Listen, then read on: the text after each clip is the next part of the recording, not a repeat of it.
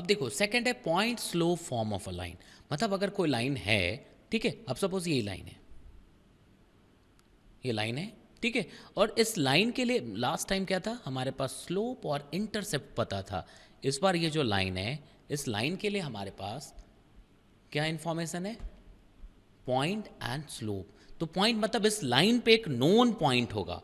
Known point को हम लोग x1 y1 लिख सकते हैं, x2 y2 लिख सकते हैं, इस तरह से लिख सकते हैं, ठीक है ना। तो इस पॉइंट, इस लाइन पे हमारे पास एक नोन पॉइंट है। Suppose that point is x1 y1 and slope भी गिवन है। स्लोप गिवन है मतलब हमारे पास थीटा गिवन है। नहीं, स्लोप गिवन होने का मतलब टेन थीटा पता है आपको, तो आप लिख सकते हैं ना x1 y1, it is the given point on the line, and m which is the slope of the line, और m को आप क्या लिख सकते, टेन थीटा लिख सकते।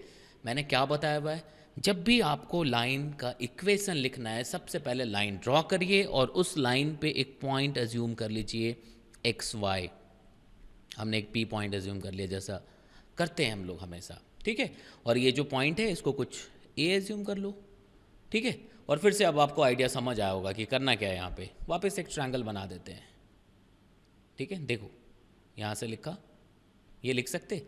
अब ये ए है, दूसरा पॉइंट पी है, और ये क्या है, इसको बी एज्यूम कर लो, लिख सकते।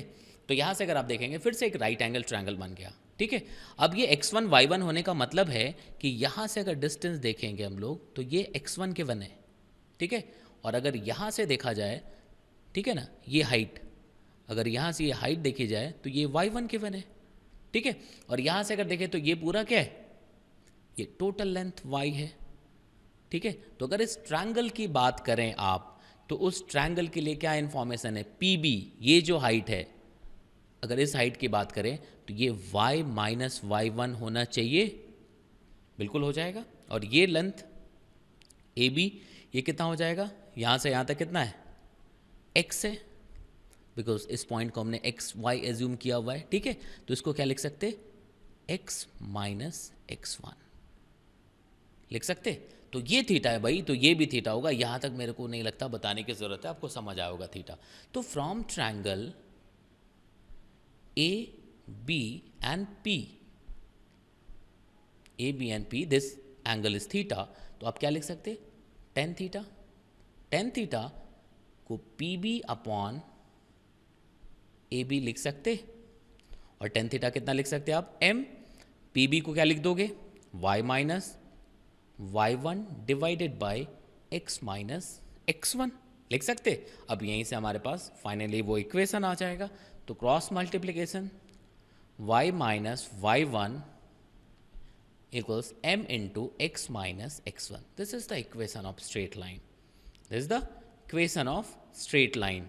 किस फॉर्म में है ये, पॉइंट स्लो फॉर्म है ये, ठीक है ना। ये किस फॉर्म में, पॉइंट स्लो फॉर्म, क्योंकि देखो हमने x1 y1 यूज़ किया हुआ, ये पॉइंट है, और ये m यूज़ किया हुआ, और एज यूजुअल एक x आता है, एक y आता है हमारे इक्वेशन में, ठीक है। तो फर्स्ट हमने जो किया था वो क्या था, intercept slow form, slope intercept form. दूसरा जो किया आपने ये क्या है, पॉइंट स्लो फॉर्म। दूसरा क्या है, पॉइंट स्लोप फॉर्म, ठीक है। यहाँ तक समझ आ रहा है, देखते जाइए।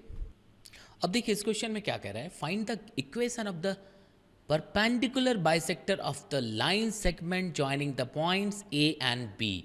मतलब एक पहले लाइन सेगमेंट है और उसके परपेंडिकुलर बाइसेक्टर का इक्वेशन लिखना है। तो डेफिनेटली किसी लाइन सेगमेंट का परपेंडिकुलर बाइसेक्टर जो होगा वो भी एक लाइन होगा। तो सपोज ये जो है, ये परपेंडिकुलर बाइसेक्टर मतलब जो लाइन सेगमेंट है, सपोज ये है, देखना समझना, अगर वो लाइन सेगमेंट जिसकी बात कर रहे हैं, ठीक है ना, जो ए बी जो लाइन सेगमेंट है हमारे पास, ठीक है, वो मान लो ये ए और ये बी ऐसा है, ठीक है। तो हमें इसका इक्वेशन नहीं लिखना है, हमें कौन सा इक्वेशन लिखना है, वो लाइन जो इसका परपेंडिकुलर बाइसेक्टर है। परपेंडिकुलर बाइसेक्टर क्या होता है, जो इसको एकदम मिडिल पॉइंट से कट करे। तो सपोज ये पॉइंट है तो मैं ऐसा दिखा सकता हूँ, ठीक है। तो हमें जो ये येलो लाइन है, ठीक है ना, इसके लिए इक्वेशन लिखना है। ये क्वेश्चन कह रहा है इस लाइन के लिए इक्वेशन चाहिए, ठीक है। अब करे कैसे भाई, तो आपको देखो अप्रोच समझना पड़ेगा, सिर्फ सॉल्यूशन देखना बहुत मतलब बहुत नहीं है, ठीक है। तो देखिए हमारे पास जो इन्फॉर्मेशन है पहले वो लिख लिया जाए। हमारे पास जो इन्फॉर्मेशन है वो क्या है, पॉइंट ए नोन पॉइंट है, इट इज़ 2 3, पॉइंट बी भी नोन पॉइंट है, इट इज़ 6 -5। अब इस लाइन का इक्वेशन चाहिए। इस लाइन के इक्वेशन में चलो अभी तो सामने है तो आपको पता लग गया कि यार पॉइंट स्लोप ही यूज़ करना है, पॉइंट स्लोप फॉर्म यूज़ करना है। बट अगर ये नहीं भी होता सामने तो आपको इन्फॉर्मेशन देख करके जो क्वेश्चन में गिवन है हमें आइडिया वो लगाना, हमें सोचना पड़ेगा कि अप्रोच क्या होगा, एग्जैक्ट क्या अप्रोच लिखेंगे। ठीक है, तो देखो ए बी का स्लोप लिख सकते हैं, तो ए बी के परपेंडिकुलर ये है तो हमें इसका भी स्लोप पता लग जाएगा, और ये इसका परपेंडिकुलर बाइसेक्टर है मतलब ये पॉइंट भी पता लग जाएगा।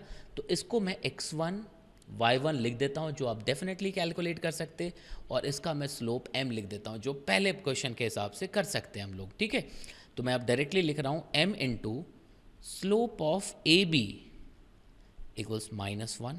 क्यों लिखा?